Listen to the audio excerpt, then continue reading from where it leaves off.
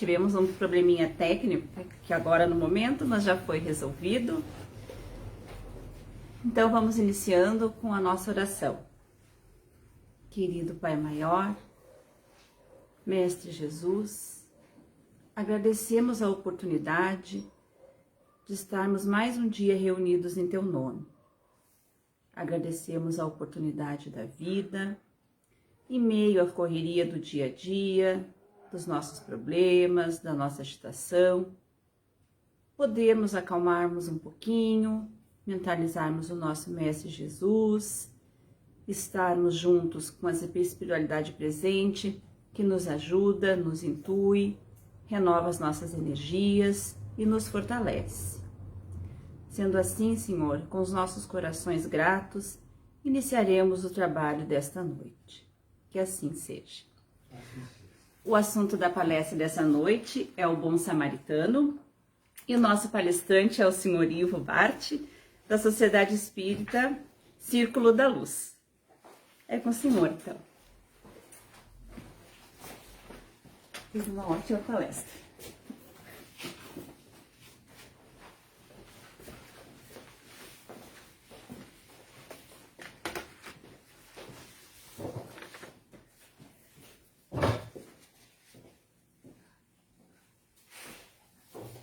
Boa noite, amigos.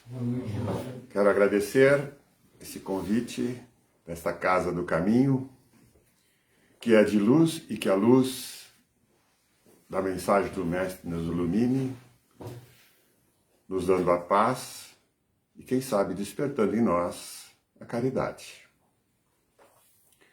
Bem, o tema que foi proposto foi a parábola do Bom Samaritano. As parábolas, na verdade, são histórias que Jesus criava para dar os exemplos e os ensinamentos. No Evangelho nós temos as passagens que são as passagens vivenciadas por Jesus e as parábolas que são esses ensinamentos. E eles servem para exemplificar aquilo que ele queria transmitir àqueles que o seguiam. Então essa parábola, ela começa com um doutor da lei indagando a Jesus: qual é o mandamento? Amar a Deus e amar ao próximo. E aí ele pergunta: quem é meu próximo? E aí então Jesus relata esta história do bom samaritano. Ele diz: vinha um homem que andava de Jerusalém para Jericó. E ele caiu em poder dos ladrões, que o assaltaram, que o despolharam, que o roubaram e o deixaram quase morto. Deixaram-o ferido e ele estava ali jogado na valeta. E eis que passa um sacerdote. O sacerdote passa ao lado, não era com ele. Quem sabe passa um pastor, um padre ou um expositor espírita. Quantas vezes nós encontramos os caídos no caminho e passamos ao lado. Aí passa um levita, que era um doutor da lei, um jurista talvez, que talvez, muitas vezes não se importam com o sofrimento alheio. Mas, depois deles, vem o samaritano. Quem é o samaritano? Os samaritanos naquela época eram uma tribo desprezada. Eles eram radicais, eles não eram bem aceitos pelo povo hebreu normal. E aí, neste momento, acontece o ponto fundamental desta parábola. O samaritano foi tocado de compaixão. Ou seja, ele olhou aquele homem caído e alguma coisa vibrou nele. E ele viu ali um próximo que precisava de ajuda, que estava sofrendo, que estava quase morto.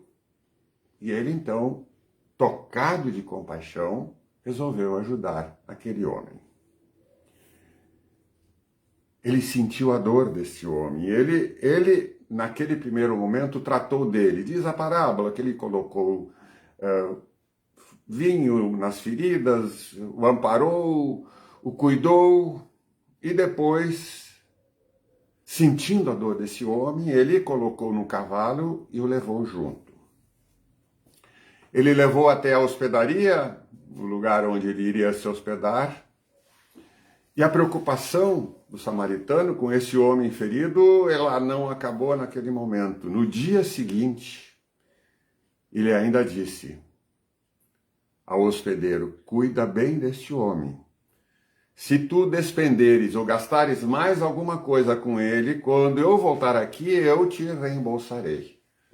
Ou seja, a compaixão e a importância que aquele homem ferido fazia para o samaritano era alguma coisa a mais. Algo que nos deve fazer refletir. Então, nós nos perguntamos, e aí o doutor da lei que estava ali questionando, Jesus pergunta: quem é o próximo para aquele homem?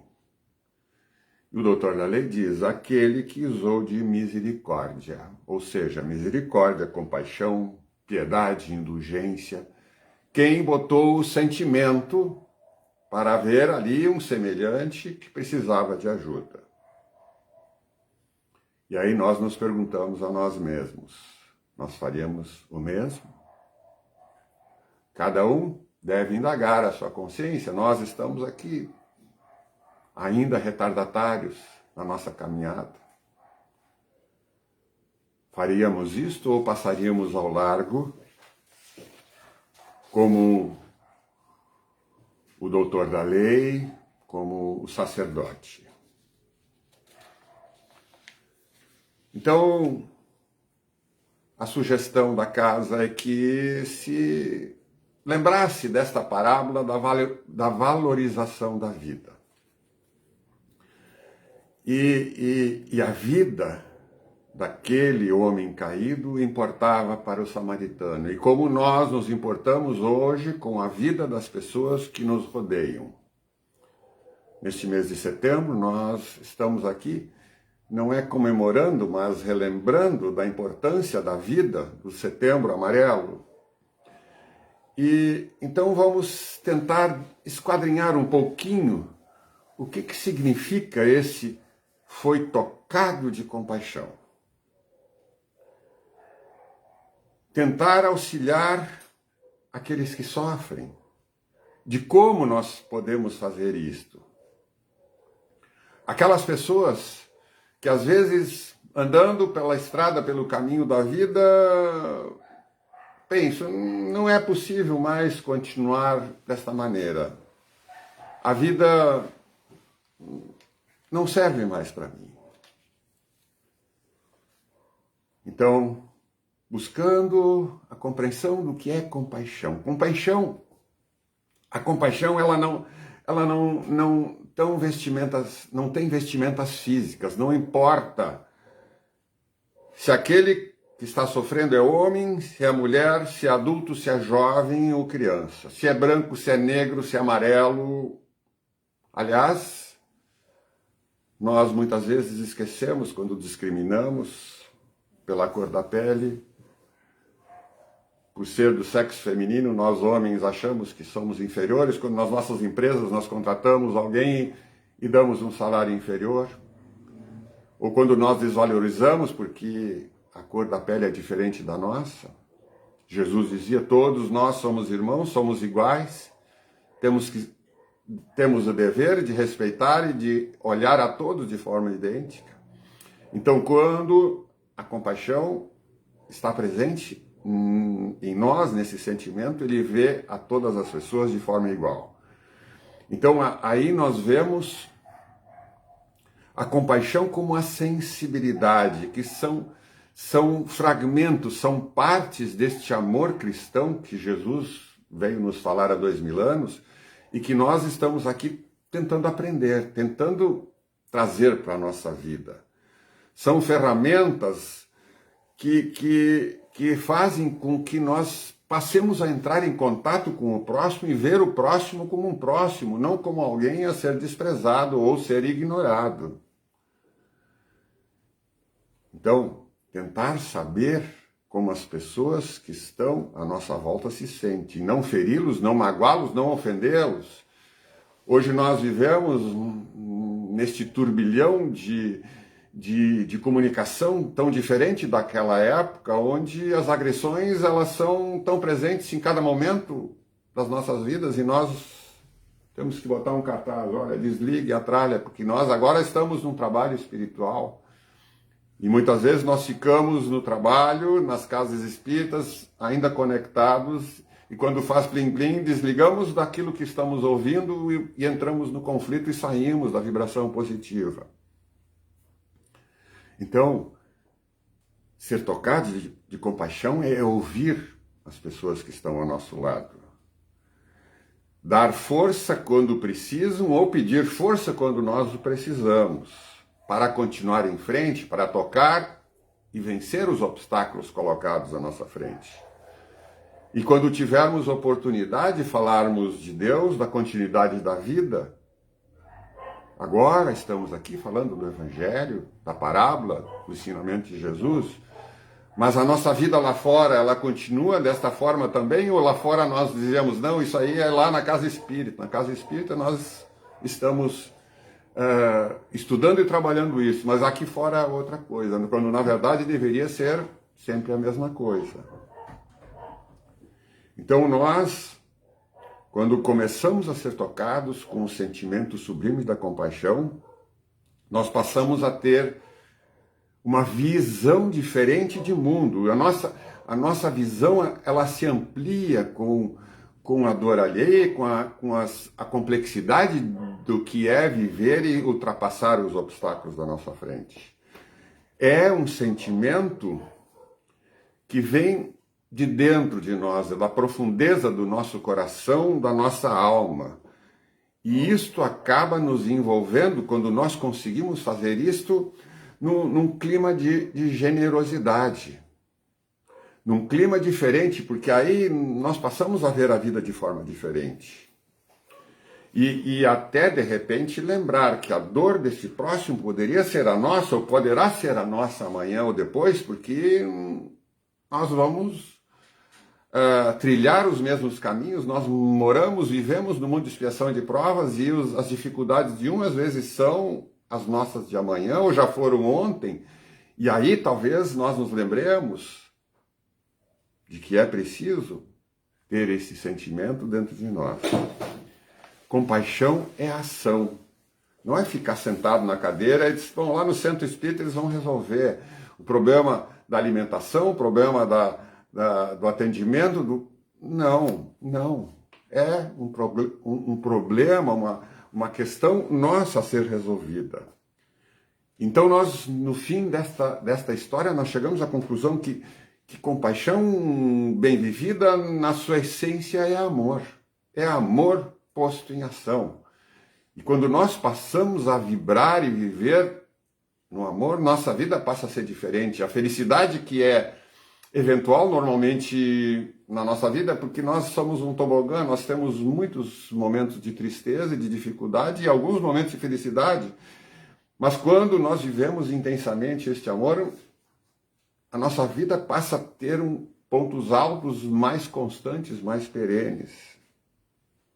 Então, ver e sentir a dor do outro é algo que deve fazer parte da nossa vida, e às vezes dar um abraço, dar o ombro, dar uma lembrança, dar um carinho, é importante sim.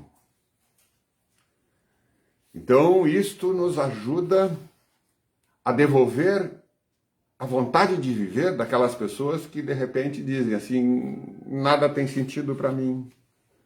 Porque alguns às vezes querem desistir desta vida e aí ficam nessa tristeza e nós não nos damos conta e acabam partindo antes da hora. Então vejam que este trabalho é um trabalho que aparece na vida da nossa, às vezes na nossa vida, à nossa frente, ou nós vemos exemplos onde nós podemos nos espelhar sem precisar olhar os luminares que estão muito na frente. E eu trago uma história real que eu busquei, uma informação, é a história de um juiz. O nome dele está na reportagem, mas não importa, é um juiz, um desembargador. Ele foi convidado para contar algumas histórias no hospital infantil de Queimados em São Paulo. É ligado à Associação Viva e Deixe Viver. E a ideia destas crianças que estão nesse hospital, na ala dos Queimados, é de levar a eles um alento, uma mensagem de carinho, contando histórias e interagindo com elas. O juiz, no primeiro momento, ficou assim preocupado. Sei lá, não conheço a personalidade dos juízes, mas os juízes normalmente são muito sérios, muito aplicadores da lei. Descer do pedestal de juiz e ir para o chão, botar um nariz de palhaço, vestir uma capa colorida e contar a história para as crianças dentro do hospital de Queimados, talvez fosse um grande desafio para ele. Pois ele botou o nariz de palhaço, vestiu o avental e foi contar as histórias. E as histórias arrancaram sorrisos e ele foi um sucesso com as crianças.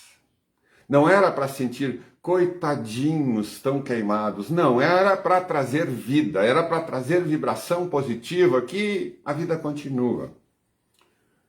E no final, o menininho, envolto em bandagens, em esparadrapo, com o rosto coberto, se aproxima deste magistrado, puxa no braço e ele diz: tio, pode não parecer, mas eu estou rindo, porque não se enxergava o rosto, estava queimado. Ou seja, isto é um trabalho de alguém que desceu do seu pedestal e foi tratar da dor alheia que estava ali, aquelas crianças sofrendo. Então, vejam que dar a mensagem de que mesmo na dor do hospital a vida continua. E nós nos lembrarmos, nós que estamos na casa espírita, que a vida é o dom mais precioso que nós temos.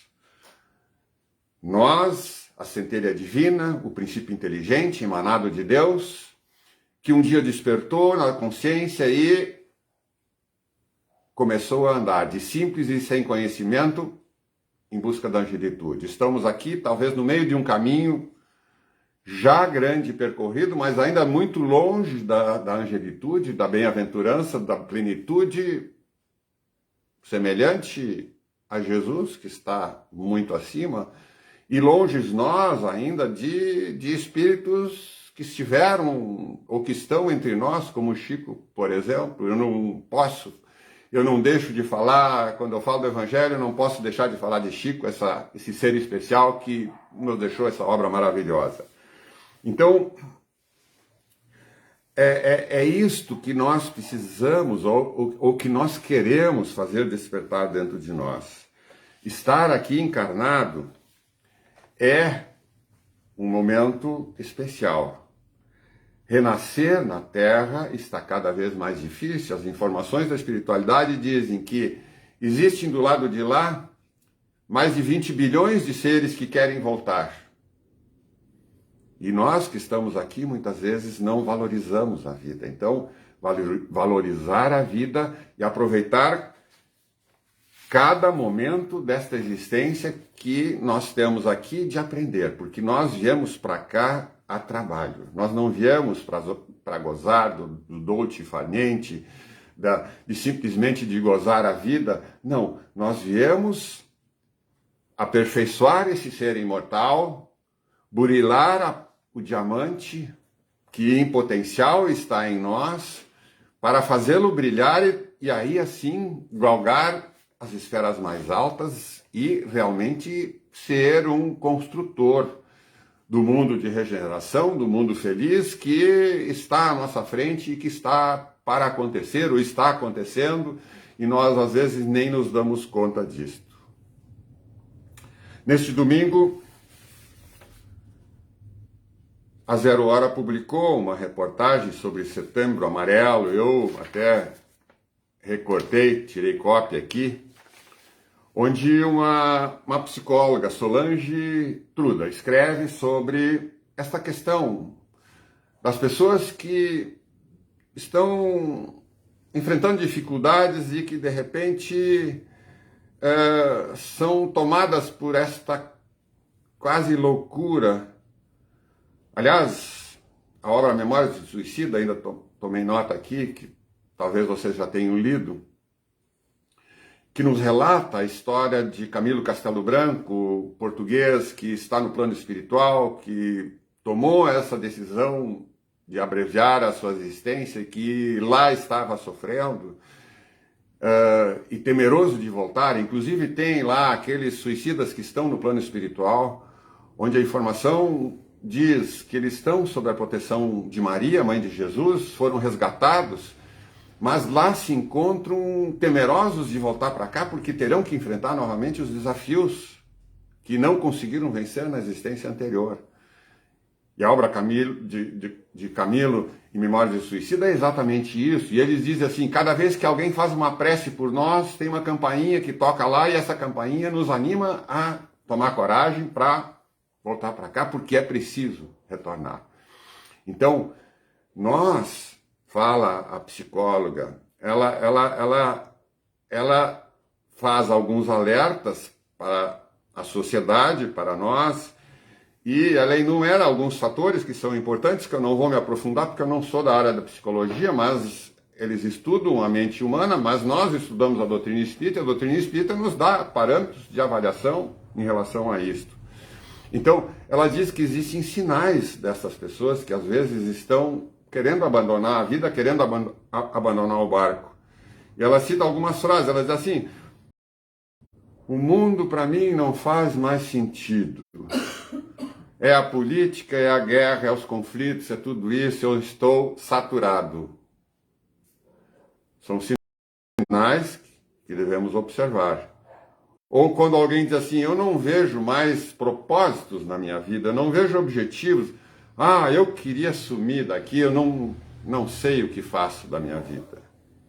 Então é preciso atenção dos familiares, dos amigos, dos colegas, porque isso às vezes não é percebido por alguém que está do lado, mas um colega de trabalho percebe que aquele colega está num down e que precisa de uma ajuda. E esta ajuda, ela pode ser, nós que estamos na doutrina espírita, que sabemos da continuidade da vida e que nós não deixamos de existir, mas ela fala, são pessoas que de repente sentem aquela dor profunda e que não acreditam na espiritualidade e não acreditando acham que é a maneira de fugir dessa dor que é a solução, e quando na verdade não é. A solução disto é superar os obstáculos, e a doutrina é clara nesse aspecto. Nós temos obstáculos, dificuldades à nossa frente que precisam ser vencidos e às vezes parecem intransponíveis, mas eles estão no lugar certo e nós estamos no lugar certo para superá-los. E é com amor, é com compaixão que nós vamos conseguir a superação disto. Então é preciso empatia, é preciso a percepção da convivência, porque hoje nós ficamos muito conectados.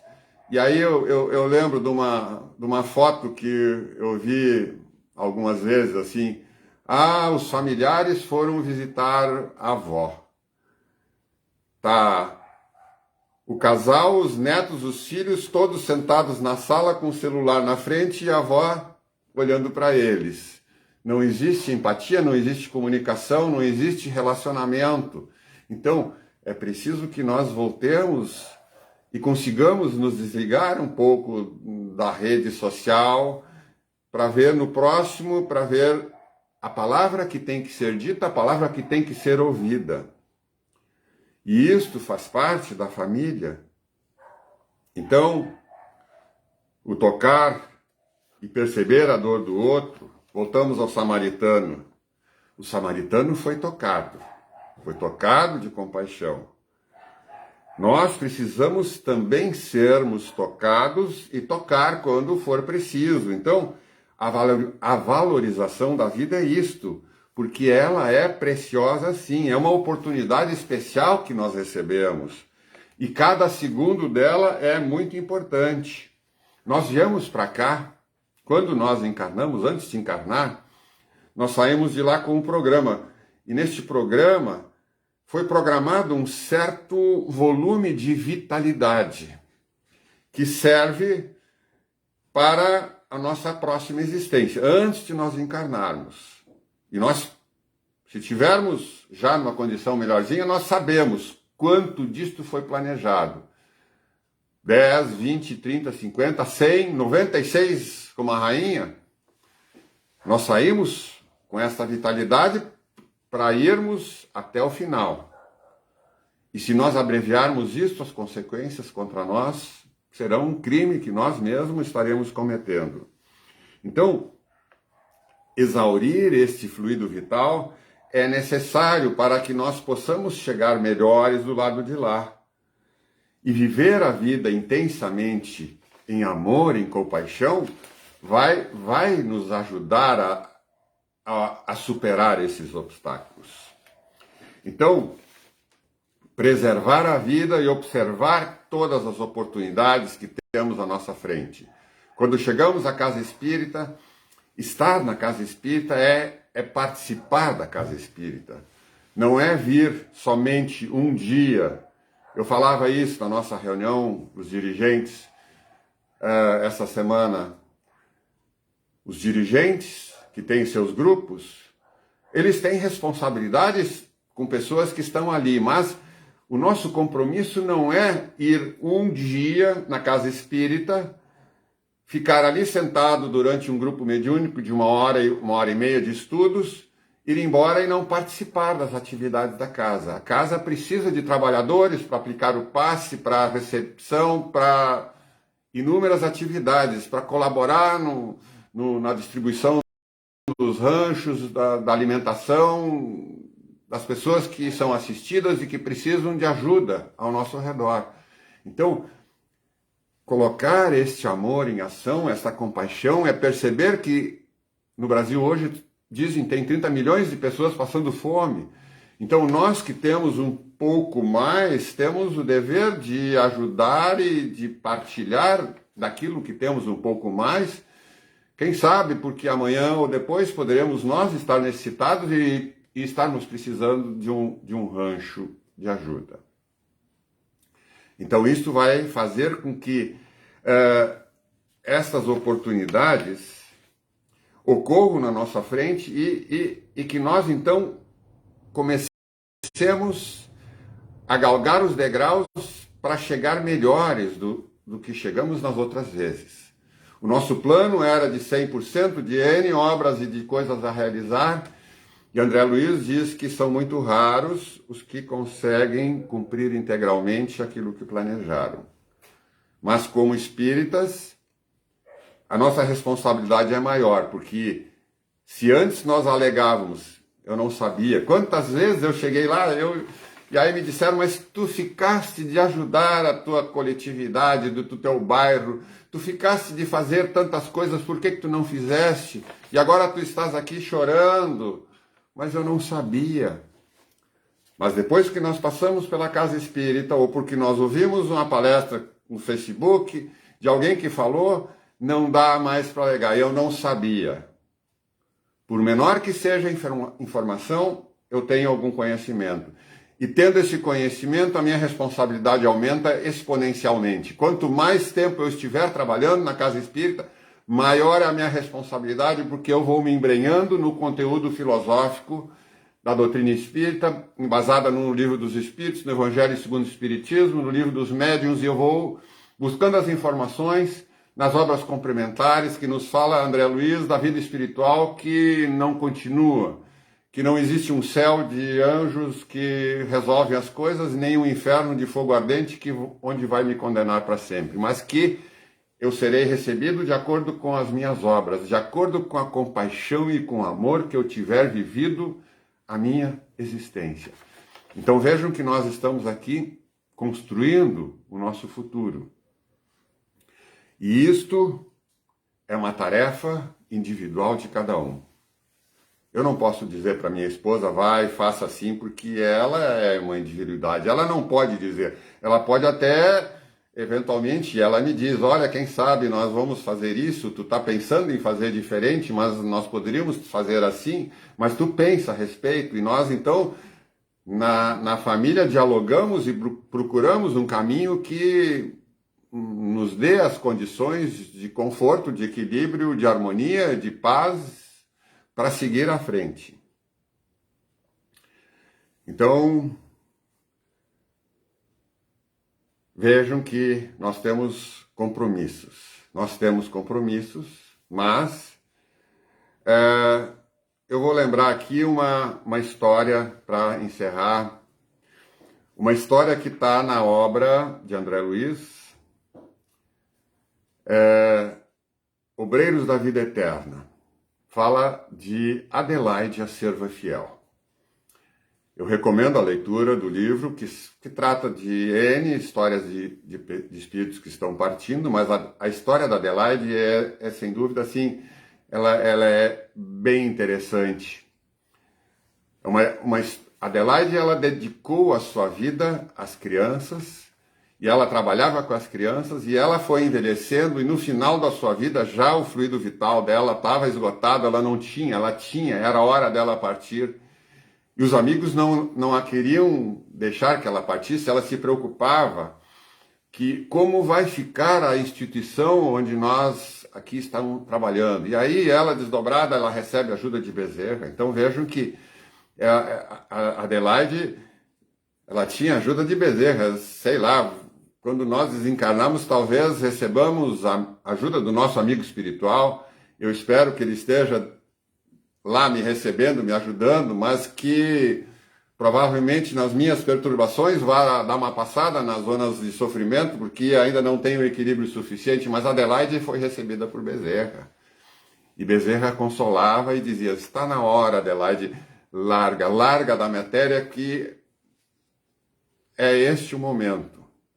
E aí André Luiz nos relata que é um caso raro. Ela, pela sua grandiosidade do espírito, que ela já era, ela ficou consciente o tempo todo, porque normalmente, quando nós desencarnamos, nós adormecemos. No primeiro momento, adormecemos. Não, ela acompanhou todo o processo do sepultamento dela e ela mesmo participou do desligamento dela. E ele diz assim, isso é muito raro acontecer, porque as pessoas não têm a condição de fazer isso. Então, ela é alguém, é uma história de alguém que venceu. Então, se nós temos exemplos assim tão próximos de nós, relatados por André Luiz, que fala dessas histórias que são fatos reais e não são histórias inventadas para nos alegrar. Aliás, a obra de André Luiz, que está sendo filmada, já vai ter no ano que vem o filme, eu estou ansioso para assistir, que é a continuação, eles estão chamando de continuação do Nosso Lar, mas é a continuação da segunda obra de André Luiz. Então, o filme está sendo feito e nós vamos lá assistir aquilo que nós já lemos e que nós sabemos, porque é o que nos dá alento, é esse saber que a doutrina espírita nos dá, da casa construída sobre a rocha, que nos dá forças para seguir adiante e que nos convida, então, a trabalhar de forma diferente, de buscar dentro de nós esse sentimento sublime daquilo que o samaritano teve com um homem caído na valeta, da compaixão, do amor posto em ação. Então, era esta a mensagem que eu tinha para vocês. Reflitam, pensem a respeito disto e, se tocar no sentimento, coloque em prática, porque aí nós seremos os vencedores. Muito obrigado. Obrigada, seu Ivo. Gratidão pela sua palestra. Quero fazer uma correção, é seu Ivo Cate, eu falei Bate. Acredito, e como já disse outras vezes, né? A teoria nós já sabemos. Eu acho que nós temos que ir a luta para a prática, né? E mesmo que nós começamos devagarinho, e pode ser com um bom dia, um copo d'água, um abraço, e todos nós necessitamos desta caridade que podemos exercer com o próximo, né? Quem um dia não está triste e precisa de um consolo, uma palavra amiga. Então eu acho que a caridade nós podemos exercer diariamente conosco e com aqueles que estão mais próximos de nós. Nós vamos então agora passarmos para o passe, vamos fazer a nossa oração final e pedimos aos médiuns que se coloquem a postos, por favor.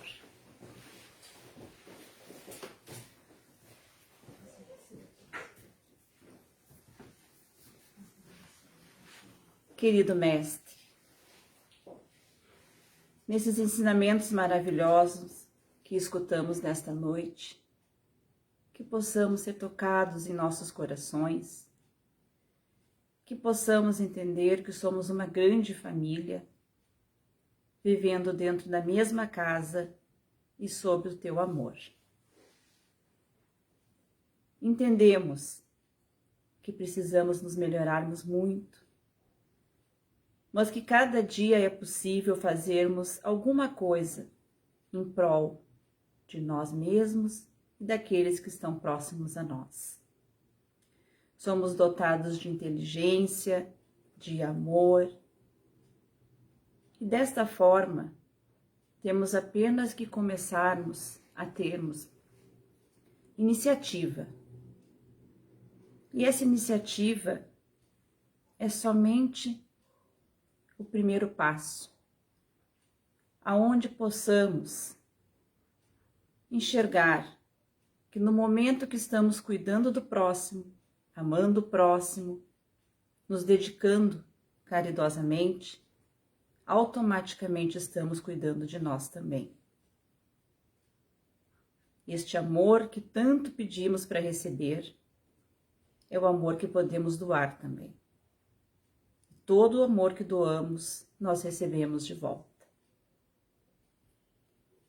Pedimos que a espiritualidade presente derrame sobre nós bênçãos que aqui viemos buscar e das quais somos merecedores. Cada um com a sua medida, que possamos nos sentirmos melhores do que aqui chegamos, e que possamos levar para os nossos lares essas energias benfazejas. Que as águas possam ser magnetizadas e que possamos sempre sentir em nossos corações a alegria de viver, o amor, a paz, a luz, e sabermos que nunca estamos sozinhos. Estamos sempre amparados pelos nossos mentores espirituais, pelo Divino Mestre Jesus, pelo nosso Pai Maior, e que a nossa jornada é um dia de cada vez. Não precisamos ter pressa, precisamos ter coragem, esperança e amor. Sendo assim, gratos, finalizamos o trabalho desta noite. Que assim seja. Que todos possam voltar aos seus lares, com segurança, e agradecemos então a presença de todos na noite desta terça-feira. Boa noite a todos.